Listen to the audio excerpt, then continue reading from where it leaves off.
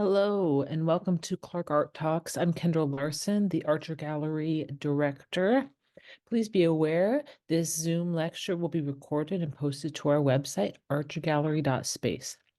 There will be time at the end for questions, and I am happy to read questions added to the chat. Today, I have the pleasure to introduce artist Tamara English, a painter and dear friend that I have known for nearly 24 years. Tamara English is an award-winning American artist whose work explores themes of reenchantment and the buoyancy that arises through awakening to divine presence. Her oil paintings reveal the inner worlds as vibrant, healthy landscapes, exploring how the inner aspects of our beings are like gardens that may be cultivated when one is spiritually engaged. Her work has been exhibited throughout the U.S. and internationally, including at the New Orleans Museum of Art, the New York Armory, the U.S. Embassy in Riga, Latvia, and the Seattle Art Museum. She holds a BFA in painting from Pacific Northwest College of Art, and her work has been written about in Port, Pacific Dissent Magazine, Hyperallergic, and Oakland Art Enthusiast. She has been awarded grants and projects from the Regional Arts and Culture Council in Portland, Oregon, and the Ford Family Foundation. She has been awarded a Gold Spot Artist Residency at Playa Summerlake in Oregon. Her paintings have appeared in the television series Portlandia and in the documentary Art PDX about Portland artists. Her work is widely collected and represented in many collections, including the collections of Lock Haven University, the City of Portland Portable Works, Columbia Sportswear, and a former U.S. president. English lives and works in Portland, Oregon. Her website is tamaraenglish.com. That's TAMARAENGLISH.com. Without further ado, please help me welcome Tamara English to Clark College. All right. Hi, everyone. So glad you could make time to be here today. So I'm going to share with you a little bit about my work, the conceptual themes of my work, and show you the process of my work. And I think the best place to start is with the idea of the garden. So um, looking at the metaphor of the garden.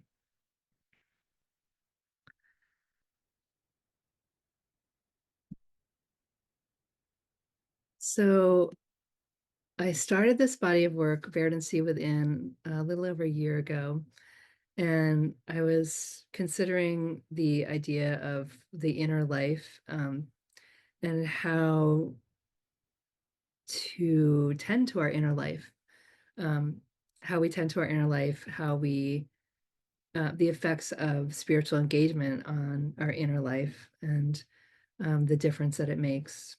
I was looking a lot at Dr. Lisa Miller. She's a clinical psychologist. I was looking at her work about the effects of spiritual engagement on well-being, mental and emotional well-being, and the studies that she did about doing MRI scans of people that were regularly spiritually engaged, that had some sort of practice in their life, and that it changed the structure of their brain to make them more resilient against things like depression, which I thought was really amazing, that it has that much of an effect, and that it's been documented. So looking at this idea of the garden as as a metaphor for our inner realm. When I say inner realm, inner life, I'm talking about how we experience the world in terms of our attitude, our beliefs, where we're coming from when we're having a thought, when we're having an emotion, the atmosphere inside in which we live and which we experience the world from. So I love this saying, we experience the world not as it is, but as we are, and how much that we can tend to our inner life and take care of ourselves especially through spiritual engagement. So I look at that idea of a garden where the before and after pictures, how there's you see this patch of bare dirt, and then some folks come in and they start creating the garden and it starts growing, and then there's this lush landscape, with all the senses get to be engaged through what's grown in the garden, and this the verdancy, the life that comes when we tend to what's within. So when I look at this idea of spirituality, one thing that I'm focusing on is having an ideal, of having a sense of what's really important to us, of focusing on what we value, what we really value and hold dear. So physics says we get what we focus on. So to be to be really taking care of ourselves in the sense of having in front of us what we really care about, love and compassion, mercy. So these are some of what I was considering as as I started this body of work, and what I've been continuing to explore. Looking at these paintings, you'll see the botanical elements. What I noticed as I started laying these in, well, first of all, I'm going to say for each body of work, I come up with a framework that it's like a set of rules or guidelines that I use for kind of hang the painting on. So as you can see with this particular body of work, there's different levels, speaking to the different levels of awareness within each of us. So the lower part is alluding to the grounded being or the causal realm, and then moving up through the subtle realm in towards the physical realm. We each have these different levels of awareness within us, and I wanted to address that a little bit through the work. And then once I started working on the paintings, I was finding that these particular characters would keep showing up. So some of the botanical elements are directly from my garden, looking at the mock orange, the trumpet vine, red, or excuse me, the nine bark. And then others are, they're sometimes allude to plants that exist in the world, yet my own rendering of them. So I'm kind of putting in more imaginal elements and mixing those up. So I like to refer to myself as a magical realist in the sense of the literary genre, in that I take real elements in the world and mix them with imaginal. And then when they're put together, it creates a greater sense of reality, expands our sense of reality.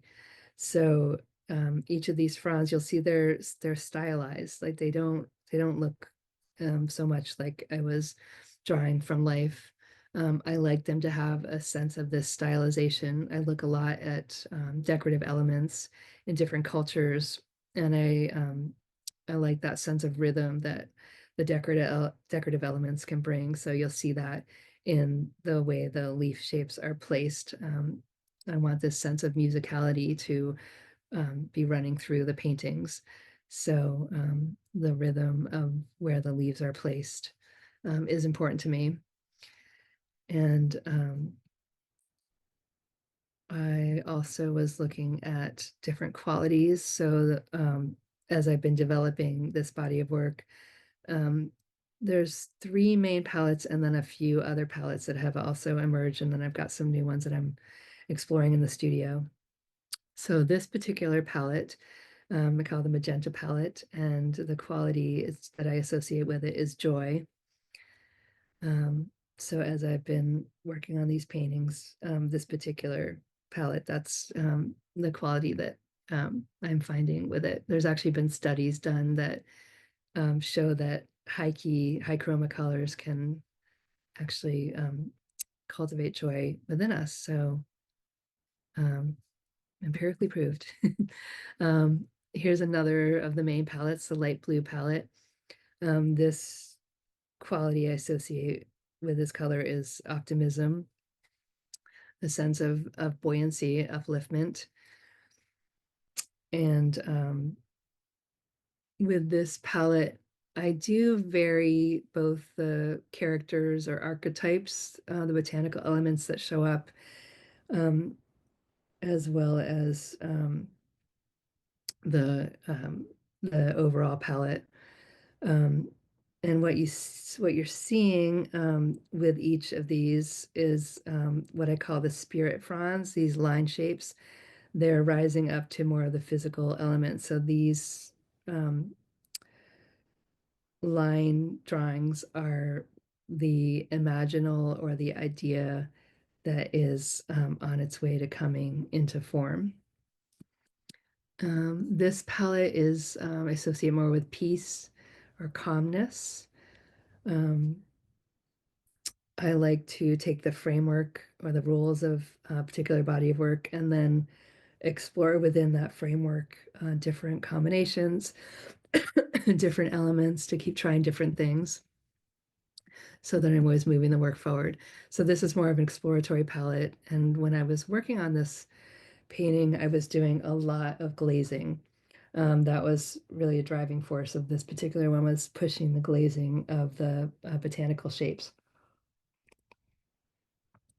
So as an example, if you look at this yellow frond, I could have just painted a yellow to create the shapes. Yet what I did was, I think there's about 5 layers of different colors underneath this yellow. There was a pink, there was an orange, there was a green, there was a pale, pale yellow.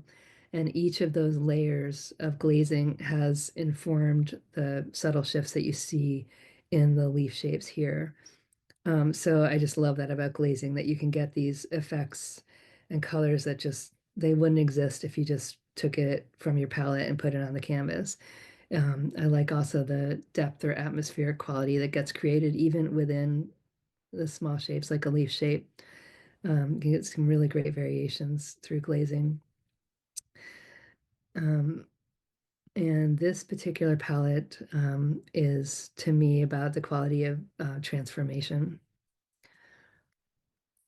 And here again is taking the cream palette, and I was pushing into new color combinations. So yeah, just trying out some more high chroma colors. I feel like that's really important in our practices to keep experimenting and pushing into new territory. Within each body of work, every body of work I've ever done, I've worked with different sizes. So this particular body of work, this is one of the smaller pieces. I did this for a show last year. And then the largest to date. And this particular body work is the 4 foot by 9 foot painting in the gallery. I'm actually working on another one of the same size right now for a show coming up.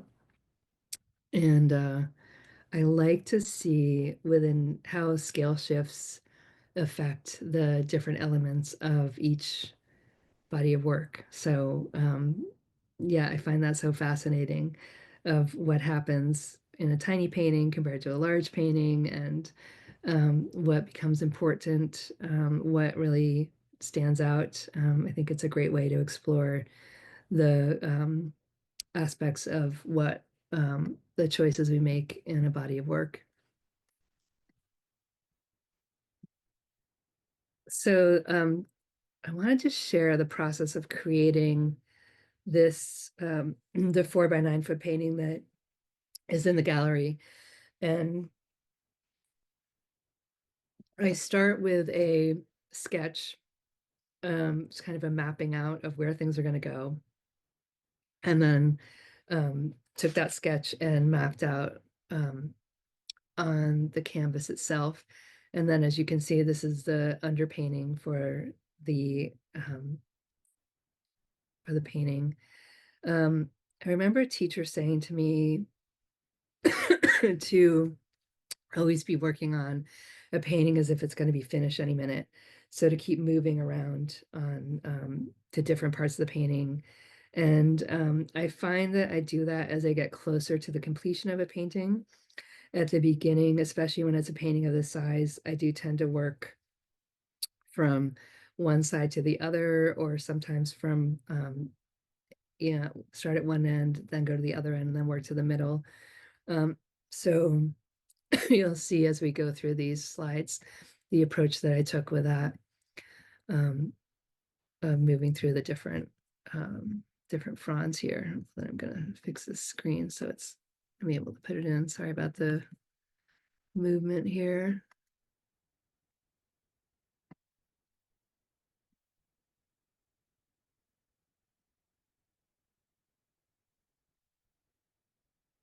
So underpainting beginning, and then I started to lay in the fronds. And as you can see, I did work from one side to the other for this one. I tend to put in the underpainting of the fronds, and then I'll go back in later and rework them as needed. So I'm thinking a lot about angles of getting a sense of rhythm of the colors working together, although as I said, sometimes I'll go back in and change things up and glaze. So this kind of fern-shaped frond, this character shows up in a lot of my paintings, especially with the red underpainting.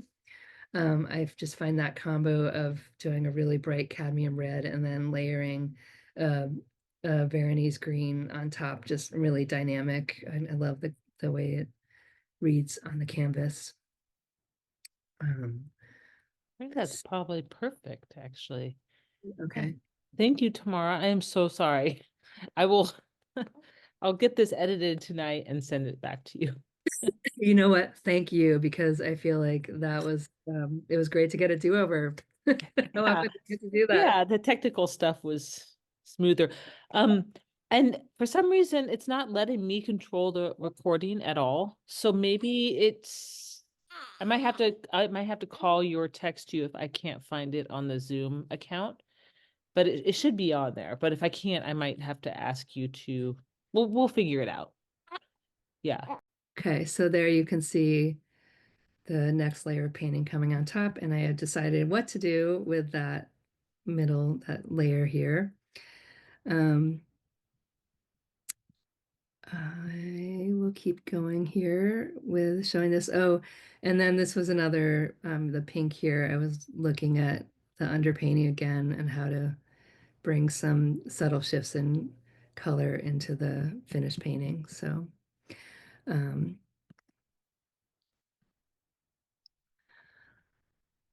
and as I'm getting to this point in the painting, I do start doing more of that kind of all over approach I was talking about. So, I'm putting in the fronds, and then I'll go and start adding some of the shifts in value and other aspects. So I am starting to touch it and do it all over as I'm working. It becomes a little more of a full, moving around a lot, working on the painting.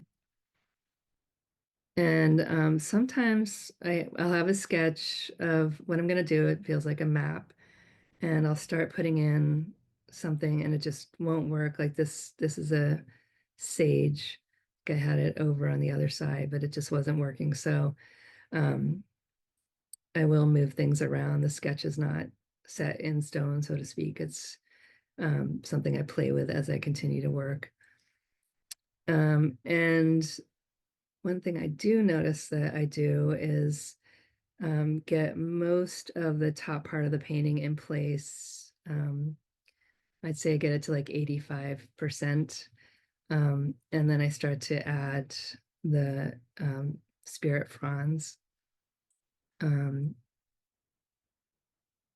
So keep going here.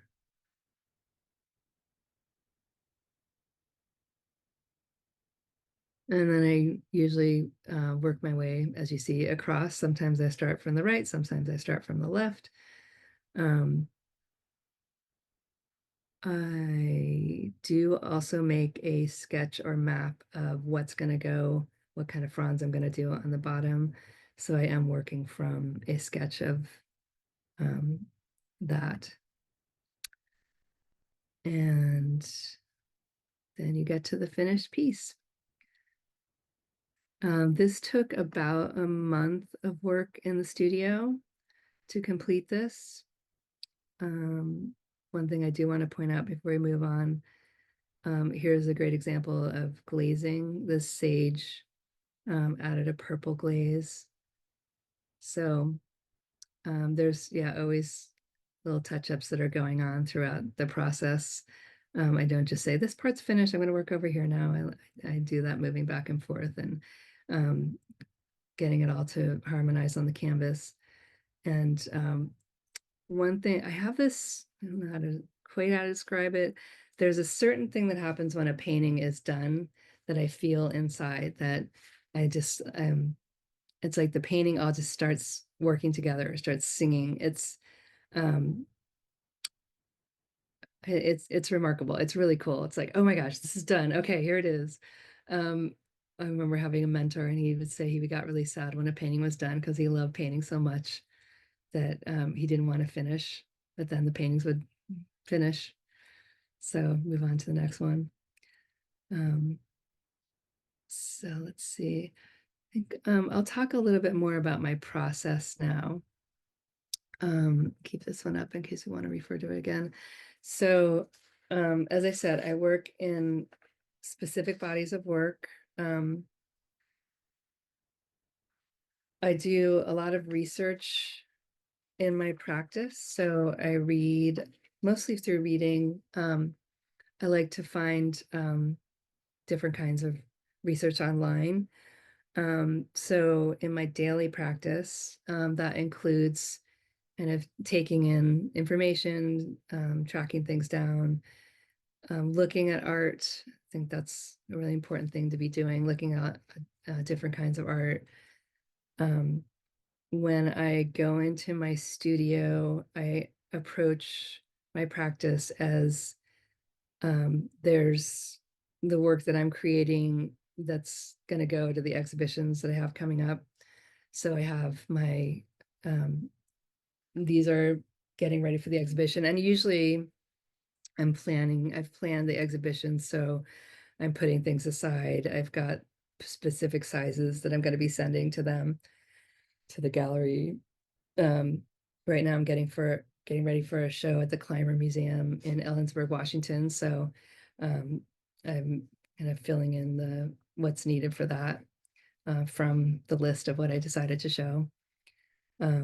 So I work on those paintings, and then I have what I call my experimental paintings. So that is some new palettes that I'm working with, like a nighttime garden palette. And those, they may go in the show. I don't want to feel the pressure that they have to work to go in the show. So I kind of hold these two ways of working, which is it doesn't have to work right now. Like it's important to me to keep challenging myself, to keep pushing into new areas, and then also to find that place of this is what I've agreed with myself that I'm going to be doing here. So there is a set of guidelines to follow. So I find that is a great way to put together a body of work, to be holding both of those so that things don't get too routine or always doing the same thing. I feel like that can really be not a great place to be as an artist. And yet I also agree with the idea that to be showing, to be able to talk about one's work, there needs to be a cohesive body of work to talk about. So that's kind of how it's worked. I made it work in my studio, is to have like different sets of paintings to be working on. And then alongside these are going to the exhibition and these are the experiments, I also really like to do skill building.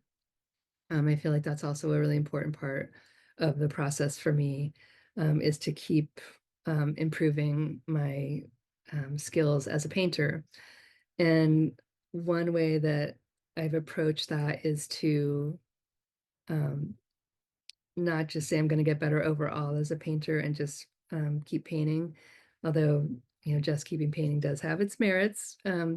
I like to take different parts of what makes a painting and study that very specific part. So for instance, this over this past year, I've been looking at color combining, like how to work with palettes. So looking at a Johann Itten book, I was also looking at different ways to harmonize color. There's a particular artist I was looking at some of his research about that. Um, I also have been looking at edge quality, hugely important topic to painters, and experimenting with that. The glazing has been part of that process too, because uh, it really changes the quality of a painting to be paying attention to edge quality. And I also, in my skill building, have a drawing practice. Right now, I'm working with some of the Barg plates. I don't know if you guys have heard of Barg, but um, he put together a drawing course in the mid to late 1800s that was kind of the standard go-to to learn how to draw. Um, and so I'm taking those plates and doing very meticulous copies of the plates to improve my drawing. Um, and oh, I wanted to recommend a book with this skill building idea, and that is The Talent Code by Daniel Coyle. He talks about the whole process of doing what he calls deep practice, which is chunking down particular skills and then practicing those skills by repeating. And one of the things I really like about this approach in this book is that he talks about how to know when you're off. So I think that's a really great skill to have as an artist, is to have that self-critiquing, to be looking at where you want to go and what will help you get there. And also to do it with kindness. I feel like critiquing is very, when it's done with heart, it's really kind as an artist to be really being able to be understanding if your work is doing what you want it to do or what you might need to bring in to be able to make the work what you want to make it. Um, with that said, I also I have two um, logs that I keep to follow what I'm doing. One is a studio log where I'm writing down what I've been doing. I write color combinations. I write what happened during the day in the studio in terms of like, did this work? Did this not work? What I want to try that I didn't get to try. And then I also keep an artist journal where I talk more about the ideas of my work and what I'm researching and looking at. One of the examples that was writing in my studio log was this idea of being surprised. Like yesterday, I was looking at this painting I'm working on. I'm like, this color isn't quite working. It's not quite harmonizing. So I did a glaze on top of it, and it just it was such a wonderful surprise to see how like the effects of that glaze. So I love that idea of finding surprises in the practice, of letting things, it's almost like a collaborative approach, to allow, like when we get in flow, I found this when I get in flow in my studio, there's just things that come up that they're not rational or logical. It's just like, do this now, do this now, do this now. And things start happening on the canvas. And sometimes they don't work, and that's okay too. I tell people that um, one of my favorite things about oil painting is that it can be wiped away. I love the quality of oil paint. I love that it can be wiped away. I love that you can create really subtle shifts. Like for instance, looking at this painting, when I put in some of the pink and then put in the layer of titanium white and yellow ochre that was mixed with a lot of medium. I like that about the Oleo gel too. It's very versatile. So you can make a pretty opaque um, pile of paint, or you can make it really pretty transparent. But these color shifts, I just find them so wonderful. Um, and doing that on smaller scale and like in the leaf shapes.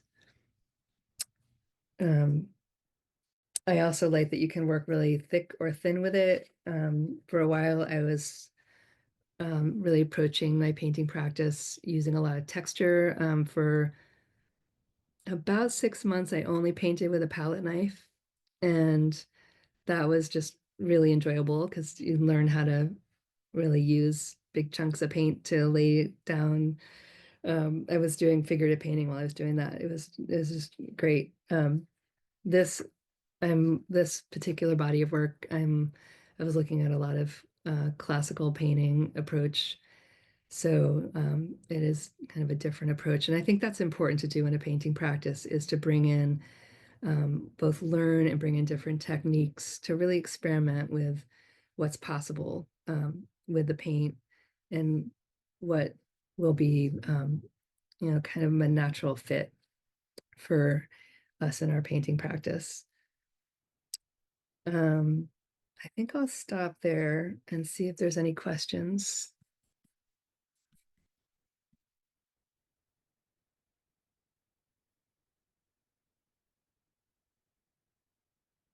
So does anybody have any questions about the work, anything we've been talking about?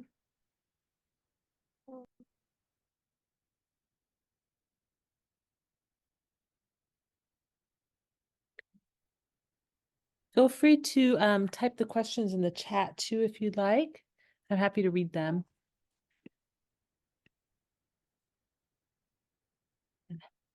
Hello, Ben. Thanks for joining us.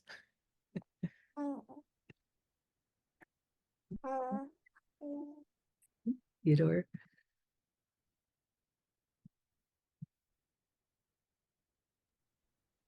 All right. I have a question. Oh, it looks like people are typing, but let's see here. While you're looking at that, I'll answer a question that's in there. Do I work primarily in oil or use other mediums? At this point, I do work primarily in oil for the pieces that are going to exhibitions. I have at other times in my practice done acrylic underpainting and then oil on top, which can be work pretty well. And then I also have a drawing practice, which right now is primarily graphite. So yeah, that's mainly where I've gone now.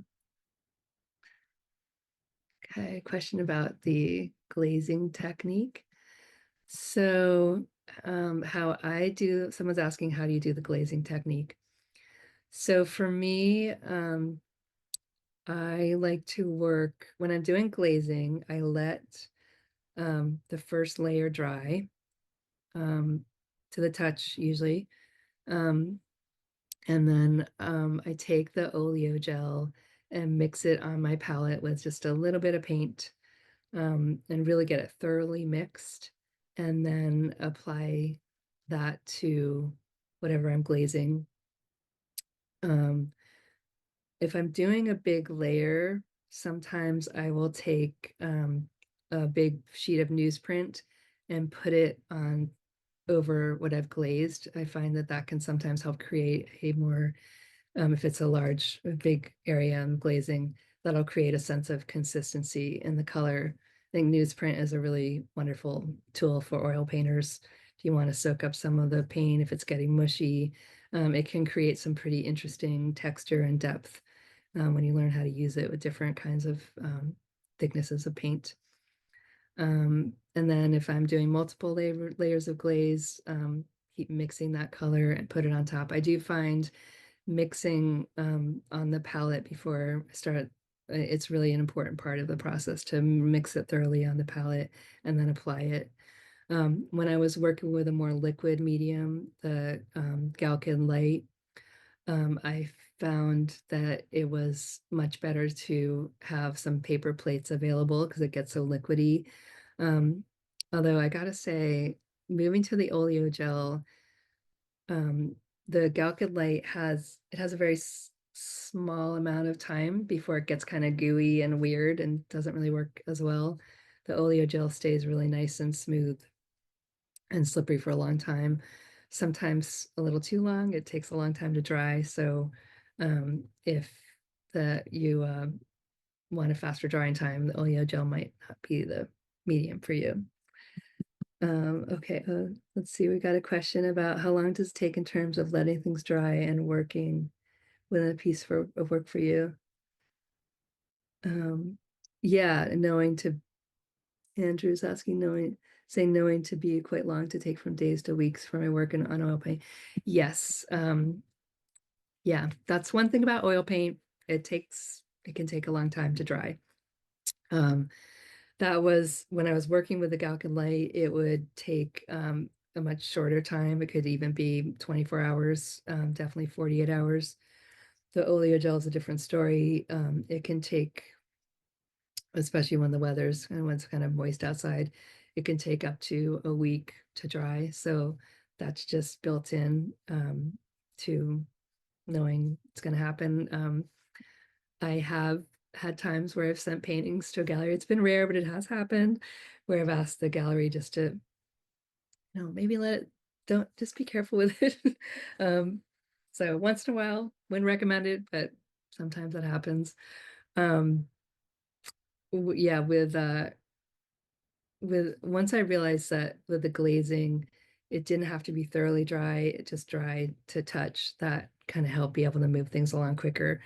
And so one of the things I do in my studio practice is I have a few paintings I'm working on at a time. So I'll have some drying over here, and then I can be working at some on the easel while those other ones are drying.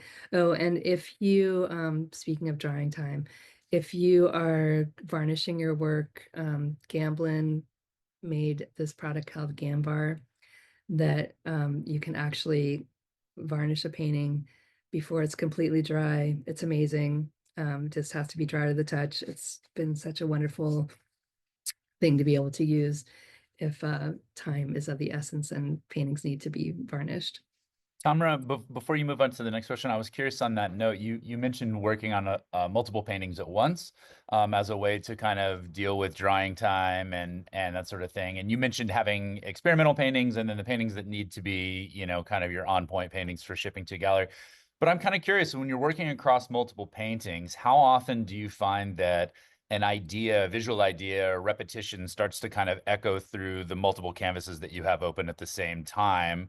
Or do you kind of just stick to, these three paintings are going to do A, B, and C? Oh, good question. So I do find in working with multiple paintings that there are times when a particular, especially a color combination, like some of the botanical elements just really fit well together, that those will start showing up across the different paintings.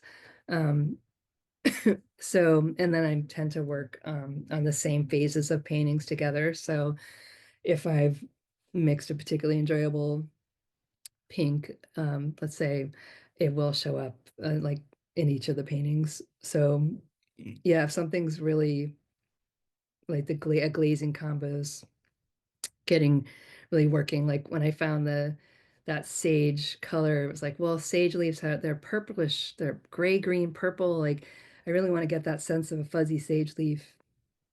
As I was working on one painting with them, the sage started showing up in the other paintings with that same combo of layering of color.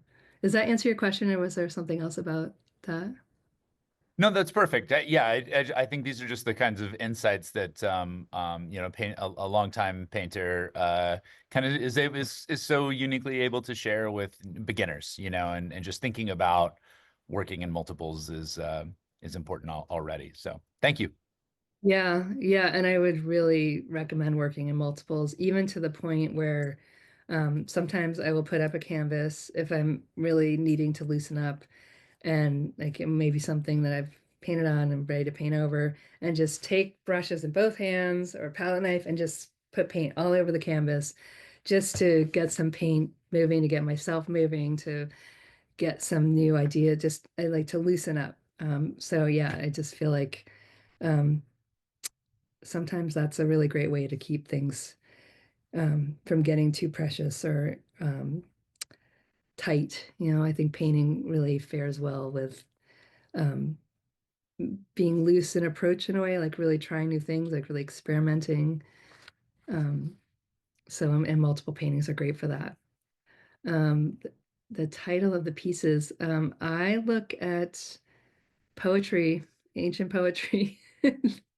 It's been a driving force for many of my titles. I really like Rumi, so I look a lot at Rumi. And that, yeah, so it gets me reading some of his poetry and then using them for the titles. I Yeah. like that. I think you and I have talked about untitled as Yeah. an option, and I'm I'm always interested in how people approach and stay away from that untitled label for paintings.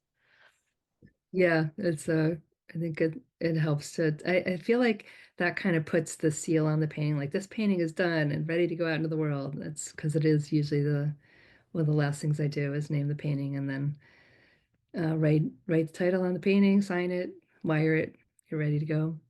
Same here. Um, Same here. Yeah. it's like the finishing piece. This is such a good question that Kim is asking. Do we feel it's essential to paint every day, or do you find that taking time away from the studio is also important? Um, I've been struggling with this one a little bit. I do feel like there's value in touching our studio practice every day. There is something about that continuity that really helps both our being in terms of nurturing our creative aspect, and also it helps our brains myelinate for skill building. So that said, I also think that it's important to get out and nurture our creative work through what we do outside. Like for instance, I paint from nature, so getting out in nature is important to me for my work and overall well-being. So yeah, that feeding ourselves well with different things in our life, I feel is really important to be doing. So it's kind of a both and yeah, I have been struggling a little bit because I'm working on these drawings that once I get doing them, I really enjoy them, but it's just it does take a little effort to be willing to sit down and do these very intensive drawings. So yeah. Um, Danielle is asking, what is some advice you have for new painters, artists just learning and finding their style? Um, I had a mentor that said to me, like, don't worry about it. And because your style, it's in you, it's gonna come out. If and that's what I found because I was like, really? I feel like I should find my style. And then I was like, okay, well, I'll give it a while and see what happens. And without thinking much about style, I did find that my style emerged because it's inherent in who each of us is as an artist. Our style is what we bring out to the world through our work.